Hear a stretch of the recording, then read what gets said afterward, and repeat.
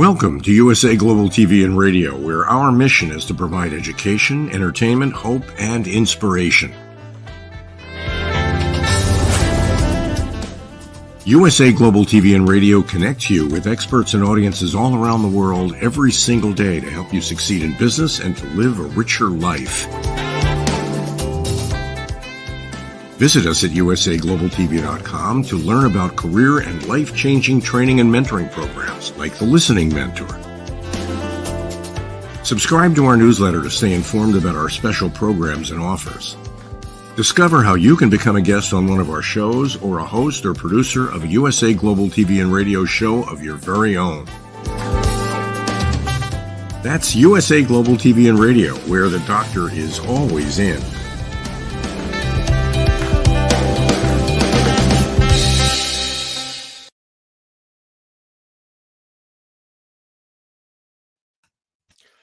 Hello and welcome. Welcome to Wild at Heart, Real Authentic Uncut. This is the show for man, by man, about man here on USA Global TV and Radio. Welcome, welcome. My name is Roland. I'm the creator, the host, and the moderator of the show, and I'm very passionate about it to really share with other guys different topics that's interesting for other men and women too. And by the way, it's World Women's Day, so let's celebrate all the women. But not only today. Bestest 365 24/7, gentlemen. So the topic today is actually the same like last one, because last week we already started with this topic: how passionate can a man be? And we had a discussion with Red, with our guest Doug from Canada, with Scott and myself, and we found out we could go deeper and more. There's more to find out. There's more to discuss. There's more to search for, and that's why we said, okay, we threw a second part on the show. And the interesting stuff is we have two new, actually not two new, but we had Christian is back on the show. He couldn't join us last time, but we have also a new guest on the show, so we bring a new taste to this discussion, let's say it like this. And by the way, if you missed one of the other shows, please go to our website. It's called bonfiredocs.com. On bonfiredocs.com, you will find background information about the show, about the panelists, but also all recordings of all the other almost 30 shows we have done the last year. And before we put the panelists on the screen, I also welcome you. If you want to join in as a guest, or if you have a topic that you want us guys to discuss, please contact us on bonfiredocs.com. But let's get started. Bring the panelists on, and let's welcome from Texas, Red. Howdy, y'all. Hi, Red. How you doing, man? Exceptionally well, as always. I love it. I love your positive info. You're always in a good. I was excited. You're always an inspiration. Thank you so much. And by the way, Red, for our audience, is the guy who is in charge to bring our books on the market and for success. And we're looking forward to that. Thanks, Red, to have you back on this topic. From Germany, he's back. Welcome, Christian. Hi guys. Hi Red. Hi Roland. I'm really excited about this topic. Hi, great to see you, man. Great to see you, man. Great to see you guys again. I missed you. Yeah, we missed you too last week. But actually, it was your topic that you suggested. Anyway, we have a continuum. And we have a new guest. Actually, I did a show just the hour before with him, interview on the Mallorca Connection. We have been talking about male initiation and path to Ritz. And I met this amazing gentleman actually last year when I joined the Men's Festival. And I'm very happy that he invited me to his Brotherhood Fest. We're very excited about that in July in Austria. So let's bring him on the show, on the Men's Show, Wild at Heart. Welcome, Daniel. Hello, nice to meet you, brothers. Hi, Dan. Wild at Heart, brothers. Wild at Heart. Yeah, that's from the book title from John Eldridge. That's why I took the title. I just love this book, and so we decided to bring this on the title. Okay, gentlemen. I'll do my best today to understand the German accents as we're speaking English.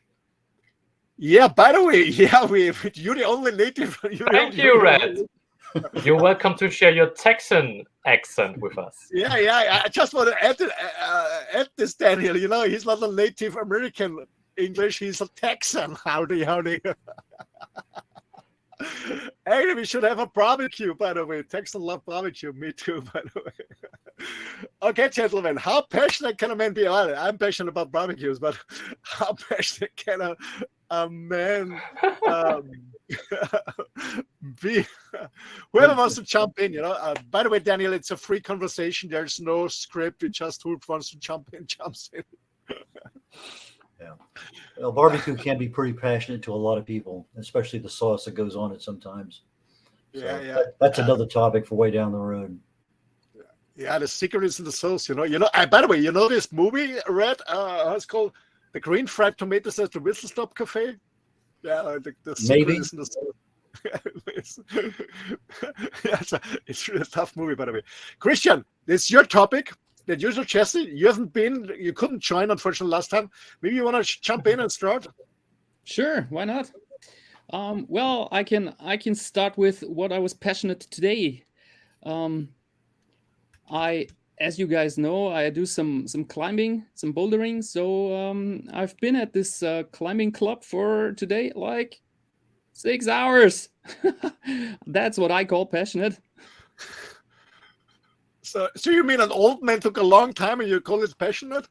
Oh, I was really doing good.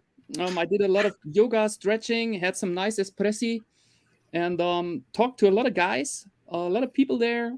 Very good conversations. Did some sport. Did some how do you call it? If you bring a car to the garage to fix stuff, how do you call that? If you do it on a regular terms. Yeah, you fix your car. You have an No, inspection. like TÜV, The TÜV. Yeah, this yearly inspection. Okay. Yeah, I did the inspection on my whole body, and I worked out everything, all the joints, the muscles, stuff like that. And that took me 6 hours. That's it. And in the end, I got the pizza. Yeah, but man, you're not hanging on one finger for 6 hours, no? Nope. I don't see any sense in that. It's indoor or outdoor? It's indoor. Okay. It's raining outside, so climbing would be a kind of risky idea, I think. Is it still a little chilly over there? Right now we're about 4 degrees Celsius. Okay, we're about 30 over here where I'm at. Oh, great. Maybe a little higher. Yeah, but I got plans to go to Egypt next week, so I think it would be a little warmer there. Visit the pyramids. That's another passion I've got, like cruising around the world, seeing interesting places, meeting interesting people, like you guys. And eating interesting foods. Yes, sir. That's your passion, Red. I am a very picky eater, actually. I don't mind the travel. I don't mind trying foods, but I know what I like. I know what I dislike. It's kind of funny because I don't like Mexican food. There's very little, wine and cheese. That's about it. But my wife loves Mexican food. My kids love it. Most people I know love it. I don't. Yet I love Spanish food. There's very few things over there I won't eat, but my wife doesn't like Spanish food. So it's, Have you ever eaten churros? Eaten what? Churros. Yeah, it's okay. It's not something that excites me. Oh, I love them. You mean churros con chocolate? This fatty stuff? Okay. Yeah. I had it once at 4 in a gay bar because it was the only spot that was open when I arrived in Madrid. Yeah. But the croissant with the chocolate, I love that. But the churros, no. And it's not having anything to do with the cinnamon or anything like that. It's texture and taste. Okay. Yeah. So, but back to passion. For me, this is kind of, it's a passion of celebrating my body. This wonderful and pretty gift that I got from, I don't know, I call it like a miracle thing. So and going to this place and enjoying myself doing stuff like climbing up and feeling myself, and it's so great. It's amazing. I'm feeling this huge gratitude that I'm allowed to have this body. So that's what this passion is for me, like celebrating this life. So there's a sensory stimuli. Yes, but not also. It's kind of spiritual as well. I just wanted to ask you, Christian, when you say you're passionate about bouldering, for example, how do you know, or how do you find out, how do you realize I'm just passionate? How would you describe it? When is somebody passionate? It's like a feeling of being drawn to something. I would describe it like really like feeling a deep love to something, being drawn to something that I almost cannot resist. But it's kind of addiction, or what's the difference between addiction and addicted? Completely different game, not even the same planet. So, Daniel, what are your thoughts, Daniel, about passion and addiction?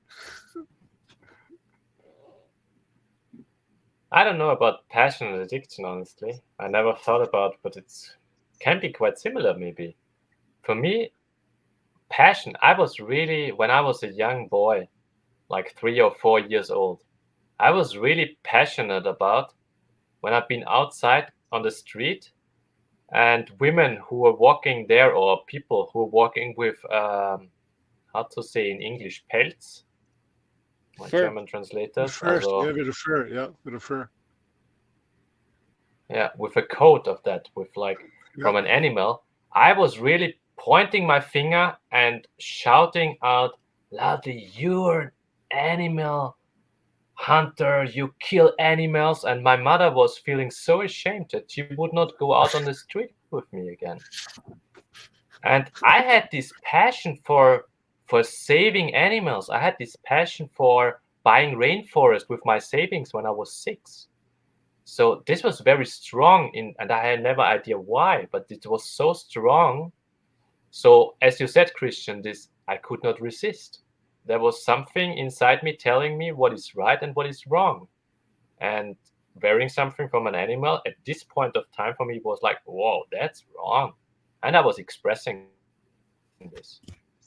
Did you have a problem eating animals? Doing this now anymore. Daniel, did you have a problem eating animals? This radical approach.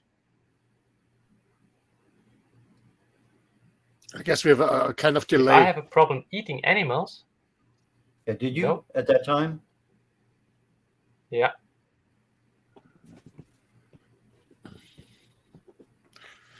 And do you still have this passion, Daniel, or has it gone?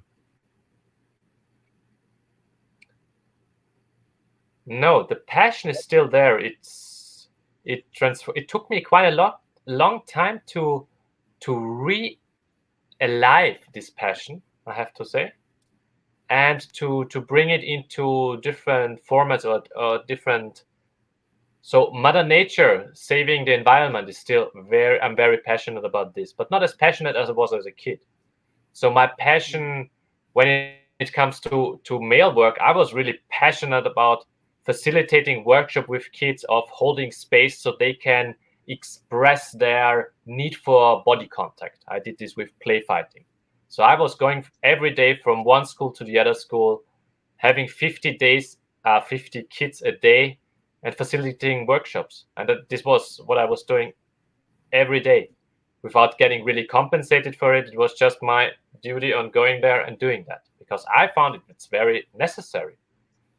So there I was really crazy about it. And everybody was calling me crazy and how could I do that? But for me, it was an internal calling of, I have to do that.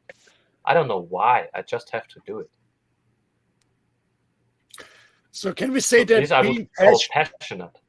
Yeah. Can we say, gentlemen, that being passionate is something healthy and being addicted is the controversy, unhealthy attitude? Interesting question.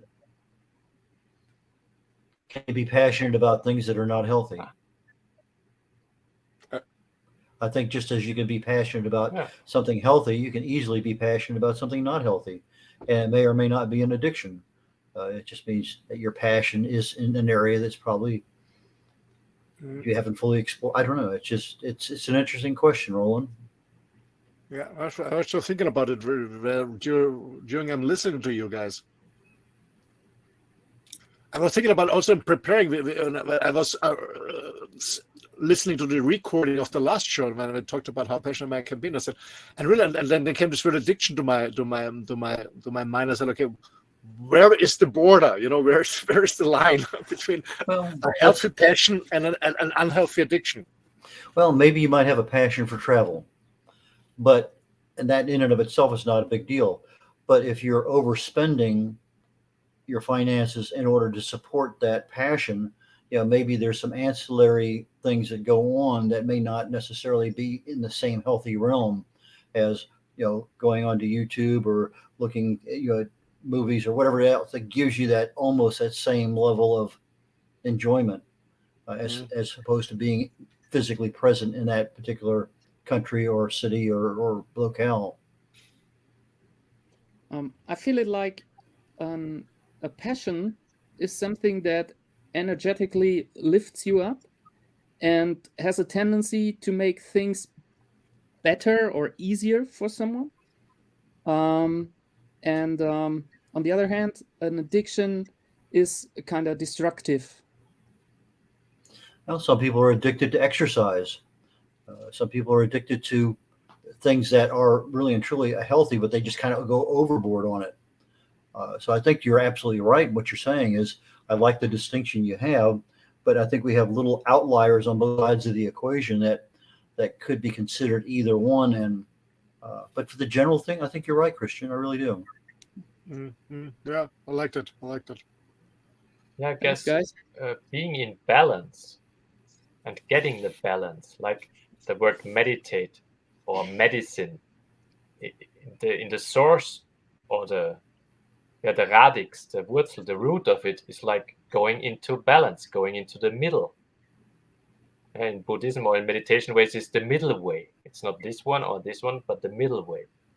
So for me, it's with passion the same. Passion can go quite crazy and being like unhealthy, or it can be something that is nurturing, something that is telling me, okay, what am I passionate about? Why am I here on earth? What is my purpose? Well, I have a slightly different view on Passion that, is like Daniel. this fuel, so I can, good. If I'm looking at a passion and it's something that's deep seated in me, there's some cause that I don't understand that's being activated to enjoy that particular passion, whatever it is. But if I'm looking at a medicine, all the medicine doing is treating a symptom. It's a Band-Aid. All you're doing is hiding the cause of the problem. Still there. It hasn't gone away. All you're doing is you're hiding it. And I don't think when we have passions, we're hiding anything. We're truly enjoying what it is at the root of ourself. I think you have a very good point in balance. Yes, I agree totally there.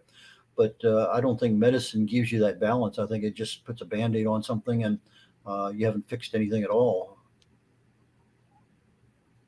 This depends. Like I was going to the root of the word medicine and not as a prescription medicine. I was not referring to this. Yeah. Okay. Christian. I kind of agree. If I was thinking about the word medicine right now, and to me, if I split it in two, it's like kind of medi, like the middle of something, and sin, or like sense. So the original meaning of medicine was putting things in the middle again, maybe. Yeah. Like in balance, as you said, Daniel. Well, 2,000 years ago when food was medicine, maybe that was true. It still is. We come along now, and most of the medicines are prescriptions that are using the food solutions or nutrient solutions and trying to mimic them as best they can. And it's not quite the same thing. But you can't, prescribe food because that's not approved, at least in the United States, by the FDA. You can't test it. I have a question, guys, because I was before the show. Actually, yesterday I was talking to a lady on the phone about man and passion, and she was saying, most, especially young men, I don't see any passion. I don't feel any passion more. And there's a lack of masculinity. They're not passionate about it. They're doing a little bit of job, but they don't have a standpoint. They don't Yeah, you know what I mean? They're just going through your lives, but they're not men enough, and they're not passionate enough. What do you think about this? Is there do we really have a lack of passion, being passionate as men in general? Yeah. The first thing that comes to my mind, sorry guys, I really have to, I hope it's okay. The first thing that comes to my mind is, why is she drawing such men into her life? So, Yeah, of course. Yeah.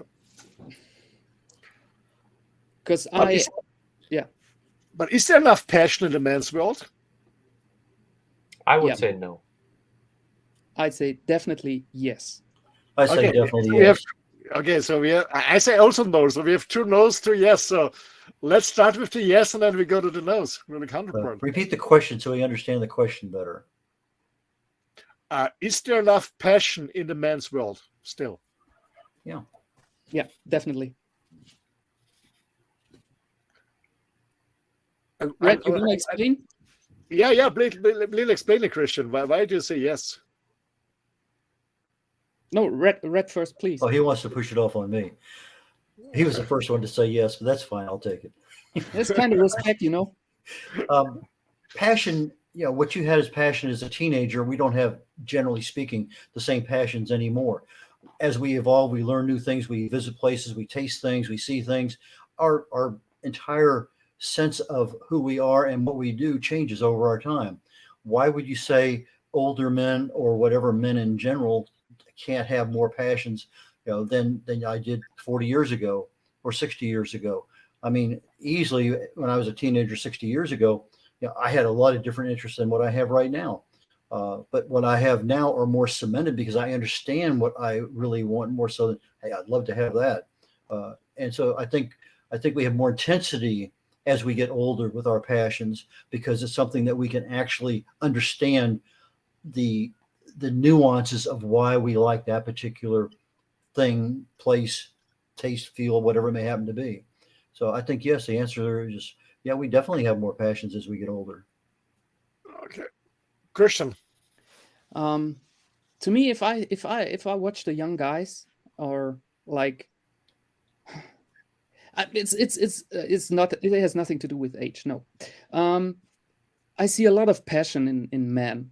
Like, if it's a passion for their cars, a passion for the bikes they ride, maybe a passion for playing on the computer, whatever, they have a lot of passion. And who am I to judge if this is a good or a bad passion? So if a woman tells me that a man has no passion, in my world, she's just not able to enter his map of passion to understand him. So when I watch guys out there, there's so much passion for so much things, and they're really into it. They're digging so deep. And just because of it is not my definition of passion, for them it is. And they're really into it. And if you see a guy who's really into his car, and he's polishing it every day, and he really likes it, and he cares for it, stuff like that, okay, it is for a thing, sure, but it is passion as well. So yeah, and there are a lot of more examples of guys being passionate about something. And as I said before, I am not the one to judge them if this is the right kind of passion or the wrong. And you have the passion goes both ways. If you're passionate for your football, soccer team, or you're passionate for Chevrolets and not for Fords, but you don't like the United Kingdom soccer teams, you have a dispassion for them, if there's such a word, a hate, whatever you might want to call it. So the passion goes on both sides. You may have a super passion for something, but if something else in the same category, you don't have a passion for it. The general thing, yes, cars, sports, but not for a specific entity within that category.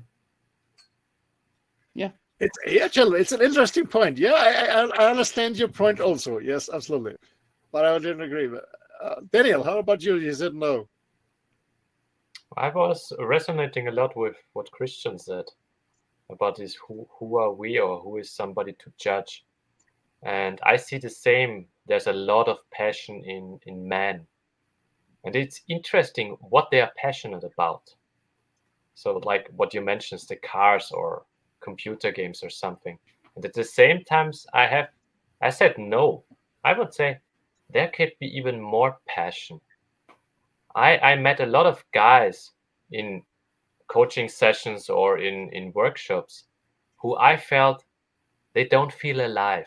They lost something, this aliveness, this passion. And when I asked them, hey, what are you passionate about? Where's your spark? And sometimes they were really sad about it because they said, I don't know anymore. I don't have a passion anymore. And I felt this sadness. And this, because for me, this is something which brings me to the point, why am I here? What is my purpose? What am I here to do? So I have, in general, I would say, we're missing passion. We're missing this guidance. And at the same time, I see this, as Christian said, where as young boys have a lot of passion for, I would say, nerdiness, for nerd stuff, but they are so into it, and it's beautiful. And when you can give them this, hey, that's something, like when you have kids which don't go to school and are free learners. And I know a guy who was 7 years old or 8, and he was so passionate about fishing. He just did fishing, and he was better than all the other guys. And somebody said, yeah, and he can learn everything, but this experience just of being the best fisher. And I was like, yeah, of course, because he did it, and he was not forced to read or forced to be mathematics. So there's this passion is something that can lead us to something, that can teach us. And I really, in the broader sense, I think we are a little bit, as men, we lost our passion in a broader sense, to connect with. Yeah, I can resonate a bit both sides. I said no, and the reason for no is because, and then Christians made this point, who am I to judge it? Absolutely, Christian, I'm absolutely with you. But my question is, okay, they're passionate, yes, but I always see it in a larger context. Does this passion make this world a better place? And that's maybe it's charging. Yeah, I don't know. But I always think, okay, are men really passionate about, I wouldn't say the real thing, about the important things? Or is it just spending time with something? Well, I wouldn't say wasting time. I would say spending time, not wasting time. I don't think passion is set up where it's going to be something, if I'm passionate, I'm going to save the world. You have a passion because you have a passion. Yeah. One of my passions is exploring the human body at the cellular level chemically. That's what I research. That's what I do. That's what I love. And I do it every day. And it's hard for me to get away from it. But I do publish that information. I do make the world a better place because I put that information out for a lot of people, and I convert it so that it's easier to understand than just reading the scientific data. So my passion is that, and that's something I do all the time. Don't ask me what time it is. I'll build you a watch while I'm telling you whatever the answer may happen to be. Yeah. Oh, yeah, a good point. Christian, I have a question to you, Christian.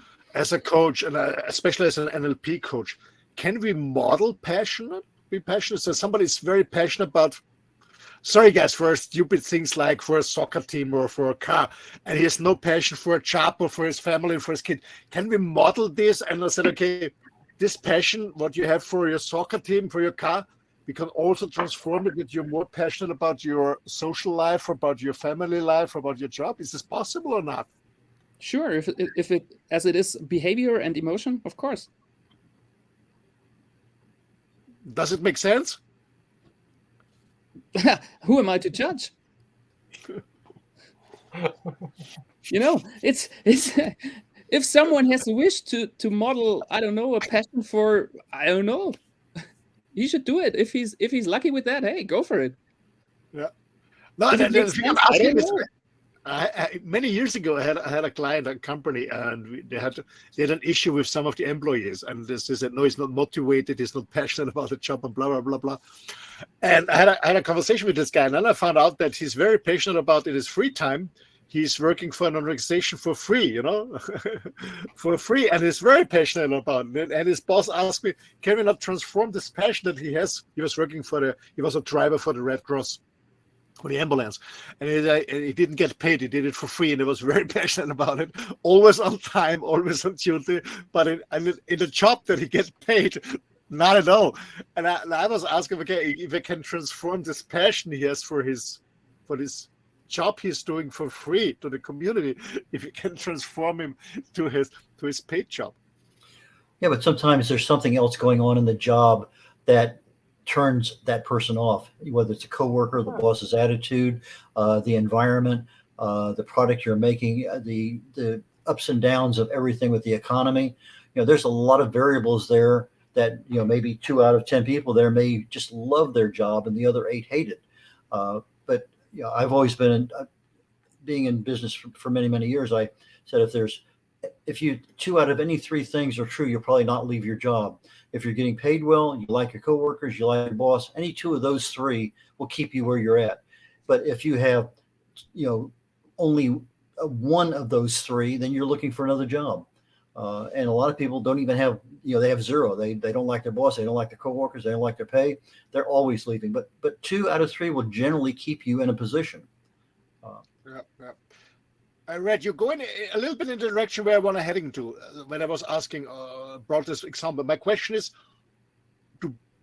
what circumstances or environmental circumstances do we need to be passionate? When is passion possible, and when it's not possible? So what kind of circumstances should we create for ourselves or for others to be passionate about whatever it is, if it makes sense or not? But just what circumstances do we need that we can be passionate? Exposure for one, time, intensity. Yeah. How about free will? It's just my decision, and nobody else tells me. To a degree. If you got to do something that's sort of your free will, I'll take this job and commute an hour extra every day because it's pays so well or whatever. I mean, you can say there's free will there, but sometimes that free will is not as free as we think it is. Good point. Absolutely, good point. Yeah. Well, Christian, I love what you wrote in the chat. Is passion is finding sense in senseless things.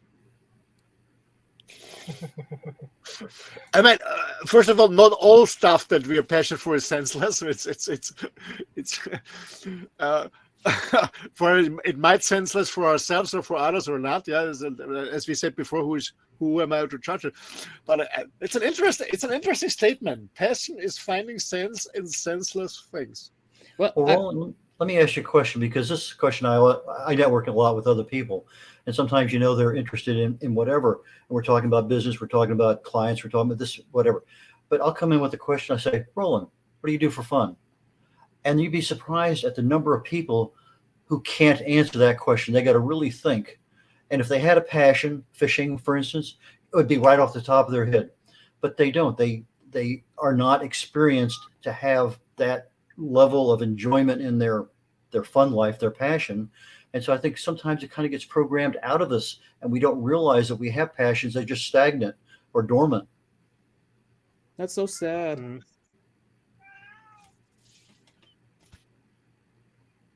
Yeah, thank you, Red, for bringing that up. This is something I also experience with people. Is, hey, what is giving you enjoyment? And then it's like, oops, what's that? I had this when I was young. And then starts, whoa, what am I doing? Am I waiting here until I die? Or am I really being here of enjoying something, whatever it is? And sometimes you give your time freely to do something that other people don't want to do because there's a need for it. And over time, you actually develop a love for something that was just a temporary thing in your life. Yeah. The thing I like very much about this, what you brought up, Red, is that in my experience, if you ask those guys or women as well, so they have to think about maybe half a minute or something, but they all remember this stuff. It's all up here and in here. They all remember that. It's still there. So that's good news. Yeah, that's like perfect news to reconnect to this part, which is still remembering in the body. Hey, because every kid, when you look at a kid, it's like playing and it's inventing and it's creative and it's passionate about something. So Recess. Yeah. I had a little story comes to my mind. I have a 3-year-old, is it nephew? Yeah, nephew. So I took him on a walk, like into the woods. So I was like, okay, let's go half an hour walk with this little one. And we walked, and after a few minutes, he stopped, like, whoa, stop. And he looked down. He pointed his finger, a snail. And then he went down, watched it. 5 minutes. Looked up at me. Snail. And I was, yeah, great, snail. Okay, let's go. Continue. We went further, like, I don't know, 10 meters. He went down again. Snail. And I was like, yeah, we had that before. So he was so, whoa, curious. This is, yeah, it's again a snail. This was so cute. He was so passionate about getting new things, getting to know new things. That was so sweet. Well, the walk took a little bit longer, as you can imagine. That's real passion, I think. Great example. So, being passionate means that we have excitement, we are joyful, we have excitement, we don't have no feeling about time. Time is just running. Yeah. It can be anything. How about being passionate in a relationship, guys? Because some women are always mocking, he's not passionate enough, or he lost it. How about being passionate in a relationship, or keep this alive and passionate?